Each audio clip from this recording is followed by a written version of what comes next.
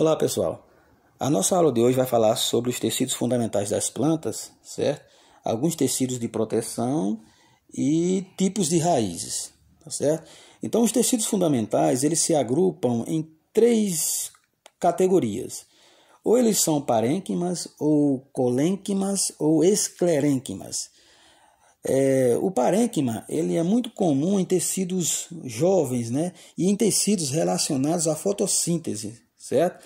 Algumas plantas também podem armazenar reserva de amido nesses parênquimas ou apresentar parênquima aquífero, certo? Ou aerênquima, que é um tipo de tecido muito comum nas plantas aquáticas para que elas fiquem boiando na terra.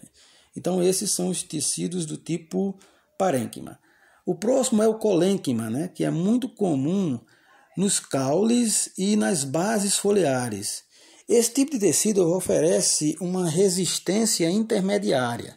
Ele não é suculento, ele não é tão flexível como o primeiro grupo de tecido, mas esse oferece um conjunto de situações. Ele é ao mesmo tempo rígido e flexível, porque ele permite a envergadura da planta quando esta é submetida a ventos fortes, por exemplo.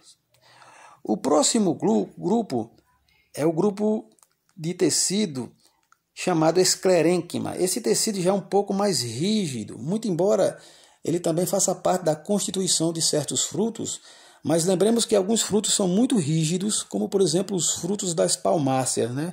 O coqueiro, a palmeira. Esses frutos possuem uma consistência muito rígida, tá certo? E esse tipo de tecido esclerênquimo ele é muito comum nos caules também, né? Conferindo à planta uma grande resistência. Então, em durabilidade, ele é maior do que o tecido do tipo colênquima. Finalmente, nós temos aqui os tecidos especializados na proteção da planta, né?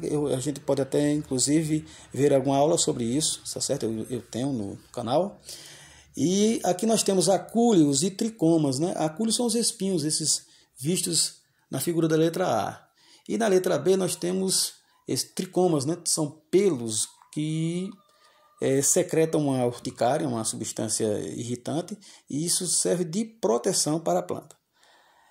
E por falar em tecidos fundamentais, a gente poderia também mencionar as raízes, né?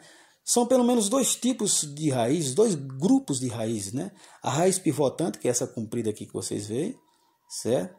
Que ela é um tipo de raiz que produz uma haste muito comprida em direção ao solo, certo? Ele é muito comum esse tipo de raiz, principalmente nas árvores, né? No grupo agora as ervas não, nas ervas é mais comum se ver um tipo de raiz chamada raiz fasciculada, que é essa que vocês estão vendo. A fasciculada ela se espalha no solo de modo a obter mais umidade, mais nutrientes na parte superficial do solo. Então, ele é muito comum em ervas, mas isso não deixa de existir também em plantas de constituição arbórea, certo? Isso não é uma regra fixa. Mas esses são os dois conjuntos básicos, certo, de raízes. Nós temos aqui, gente, um tipo de raiz, certo? Os outros eram grupos, agora vamos falar dos tipos. Esse tipo aqui é a tuberosa, que é um tipo de raiz, né, muito comum, principalmente em certas hortaliças, como o rabanete. Tem a finalidade de acumular muito amido e muita água, e ela se constitui nessa forma, assim como um tubo, por isso que é chamada de tuberosa, né? O próximo grupo de raízes são raízes, tanto tem ervas, né, em plantas herbáceas, mas também em plantas arbóreas, né? Ela tem uma sustentação adicional, né? Porque além das que sustentam-se no solo, existe essa parte aérea que serve como uma escora. Então esse é um tipo de raiz. Aqui nós temos o exemplo aqui de um milho, né? Mas, por exemplo, nós temos também árvores, né, que têm essa condição, tá certo? Como as gameleiras, as figueiras, o grupo das figueiras.